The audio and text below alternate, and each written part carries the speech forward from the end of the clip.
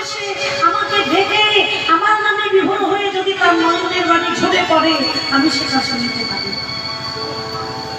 অহংকার করেছিল একদিন নারদ বাবা। আমার মতো শ্রেষ্ঠ ভক্ত, পরম ভক্ত এই জগতে আরেকটা বলি। ভগবান চিন্তা করলো, নারদ তোমার যে অহংকার, তবে আজকে আমি তোমাকে পরীক্ষা করবো, তুমি আমাকে কত ভালোবাসো। রাজ সিংহাসনে ভগবান বসেছিল, হঠাৎ নারদকে পরীক্ষা করবার জন্য বলছে, নারদ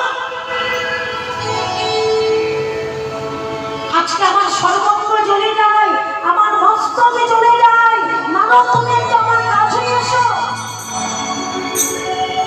নারদ এসে দাঁড়ালো, আর ভগবান বলছে, নারদ আমার একটা ব্যাধি হয়েছে, শিরোপিয়া ব্যাধি।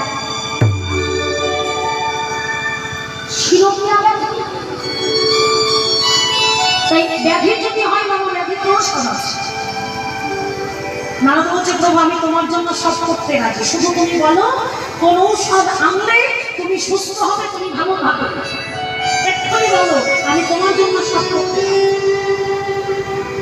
আর ভগবান সঙ্গে সঙ্গে নারদকে পরীক্ষা করবার জন্য বলল, নারদ আমার এই শিরোপিয়া ব্যাধির ঔষধ হলো ভক্তের চরণ ধরি। নিতাই গৌর হরি।